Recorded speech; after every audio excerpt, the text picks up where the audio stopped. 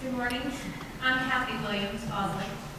There were four of us, so I asked each of them if they wanted to speak, and they all declined. I guess they knew I'd have my on-air thing going on that I channeled from Dad, and might be able to pull it off a little better, but I want to be sure you know who they are. My sister Laura, my brother Currie, and my brother Steve. My brother Currie wrote a little note I'd like to share with you, and then I have a few words. I'll try not to take too much of your time, but there's a whole bunch you can say about Paul Williams as you've seen.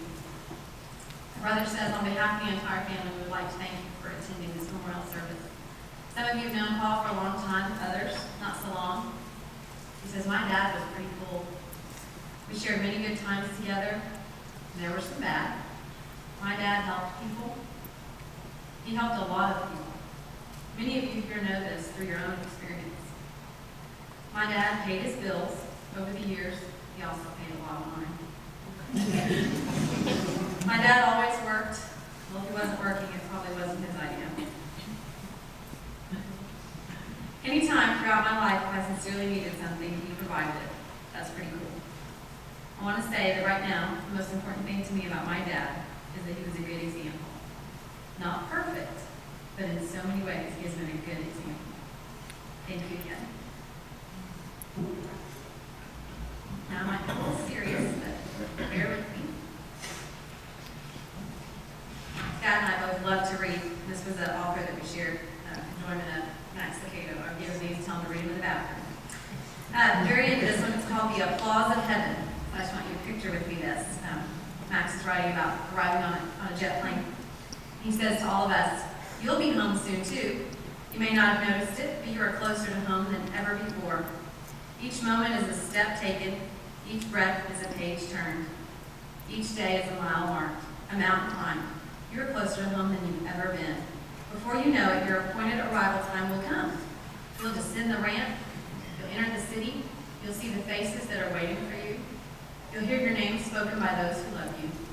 And in the back, behind the crowds, the one who would rather die than live without you will remove his pierced hands from his heavenly robe and applaud. I can just picture Dad on Friday morning going to that great jukebox in the sky while we were all finding out the horrible news that would rock our weekend. It's so sad.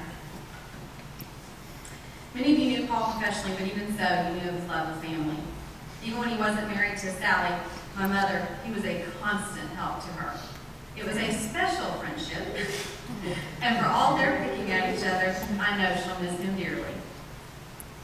My sister Laura wanted to share her gratefulness to my dad for remaining a father to the three of them when he could have turned away from that responsibility, because they knew that he could have chosen that. And now I must summarize my feelings of my sweet daddy without taking up the rest of your day, which it would. I'm definitely my daddy's girl. My first memory of him is Valentine's, how appropriate. Every year from the time I was a small child, he would give me a card, usually with Snoopy on it, and a heart-shaped box of candy. He was a sweet, sweet man. I bet many of you have received loving sentiments as well, especially his silly birthday cards. Can I get a nod? Did you get any of those ever? He loved to encourage all of us. I know his 11 wonderful grandchildren will know this encouragement and will all feel very sad when their birthday comes this year. And there's no silly, ridiculous.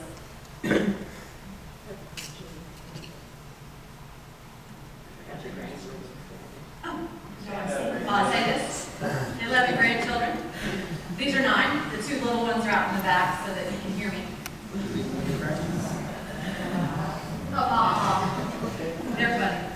These are Paul's grandchildren. In recent years, my husband, 3 children, and I were blessed to have Dad come to Tyler and visit each month. I know he told lots of y'all he was always headed to Tyler. I just told him the other day how special his time with our son was as I watched him together with Kagan.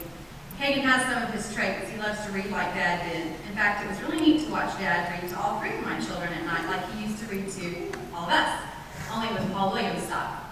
There were expletives. And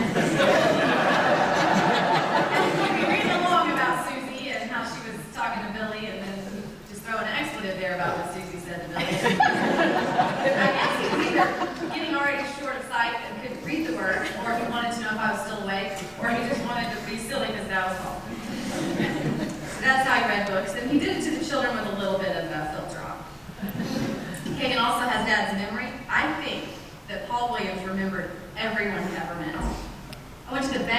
cash a check the other day during this weekend. They all said, oh, Paul, the bank guard knew. She might be here. Which also brings me up. Arch said something about trivia. Well, Dad made all of us play Name That Tune.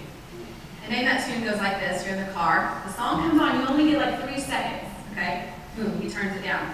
You have to name the tune, what it is, who was singing it, what label it was on, what year, how long it played, and what was on the B-side. That's the only way you got the dollar. Mostly I just always guess Sam Cooke. As I was going through all the pictures this weekend at Dad's, trying to pick ones out, I can't tell you how many were of him holding my 2 girls. He loved girls. Yeah, y'all know what I mean.